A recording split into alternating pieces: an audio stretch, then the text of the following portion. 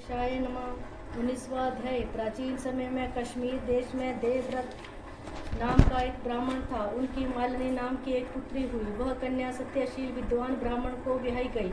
वह उसके साथ विवाह करके अपने साथ यवन देश में ले गया। वह मालिनी अत्यंत दुष्ट थी। वह रूप यौवन वाली कभी भी अपने पति की प्रिय नहीं थी। वह निष्ठुर सदैव अपने पति से द्वेष रखती थी। अपने पति को वश में रखने के लिए उसने दूसरी स्त्रियों को वशीकरण मंत्र पूछा। जिनके पतियों ने उनको त्याग दिया था, उन्होंने कहा, हमने तो अपने पति को वशीकरण औषधि से वश में कर लिया है। तू भी योगिनी के पास जा, वह तुमको दिव्य वशीकरण औषधि देगी, जिससे हमको विश्वास है तेरा पति अवश्य तेरे वश में हो जाएगा। उनके कथानुसार वह योगिनी के मंदिर में गई, जहाँ पर कुटी में 100 स्तंभ बने हुए थे। इस प्रकार उस मालिनी ने वहां पहुंच मन को क्षोभ कराने वाले मंत्रों के लिए प्रार्थना की। फिर उसने ही जड़ी हुई स्वर्ण की अंगूठी उस योगिनी को भेंट की। योगिनी पति के अपमान से दुखित हृदय जानकर कहने लगी कि यह रक्षा चूर्ण तुमको देती हूँ। यह संपूर्ण प्राणियों को वश में करने वाला है। यह चूर्ण अपने पति को देकर उसकी ग्रीवा की रक्षा करना, तेरा पति तेरे वश में हो जाएगा। तेरे बुरे चरित्रों को देखकर भी तुझको कुछ न कहेगा। वह उस चूर्ण को लेकर घर आई और संध्या समय दूध में पिलाकर अपने पति को पिला दिया। उस चूर्ण को पीने से उसको क्षय रोग हो गया और वह दिनों दिन क्षय होता चला गया तथा उसके गुहा स्थान में घाव होकर कीड़े पड़ गए। जब उसके पति की ऐसी दशा हो गई तो वह इच्छापूर्वक विचरने लगी। तब उसका पति पीड़ा के मारे त्राही त्राही पुकारने लगा और कहने लगा कि मैं तेरी शरण में हूँ, तू मेरी रक्षा कर। मैं कभी पर स्त्री की इच्छा नहीं करता, तेरा दास हूँ, मेरी रक्षा कर। अपने पति की ऐसी दशा देखकर वह बहुत घबराई और सोचने लगी कि यदि यह मर गया तो मैं सब श्रृंगारों से विहीन हो जाऊंगी। ऐसा सोचकर वह फिर योगिनी के पास गई और उससे सब वृतांत कहा। तब उसने पहली औषधि का दाह शांत करने के लिए दूसरी औषधि दी और पान करते ही उसका पति स्वस्थ हो गया। तब से उसका पति घर में ही रहता और उसके वशीभूत हो गया। घर के काम के बहाने और कई व्यभिचारी तथा कामी उसके घर आते रहते, परंतु उसको अपनी स्त्री के आगे कुछ भी कहने की शक्ति नहीं थी। इसी पाप के कारण उसके शरीर में कीड़े पड़ गए और उस मालिनी के कान, आँख और जीवा में छेद हो गए।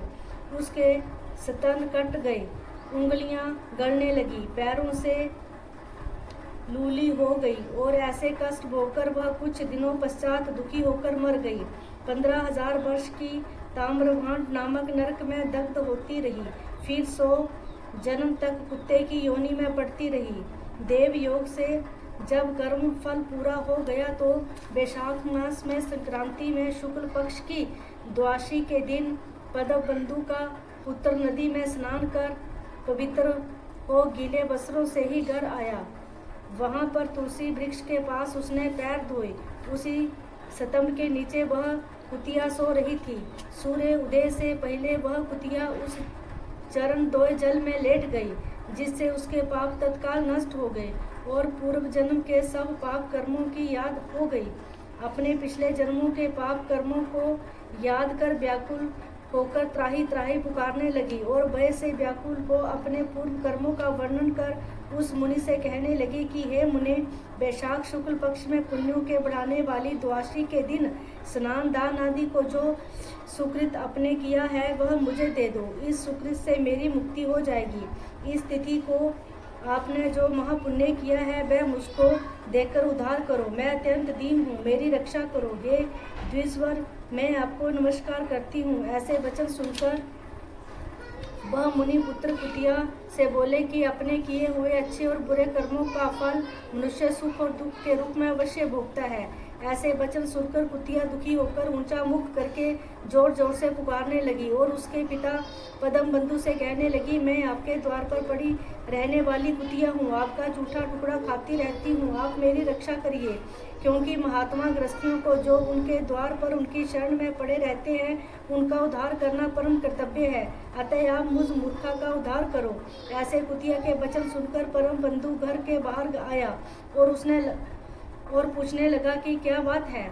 तब उसके पुत्र ने सब कथा वर्णन की। पुत्र के वचन सुनकर वह विस्मय के साथ कहने लगी कि मेरा पुत्र होकर तूने ये क्या कहा।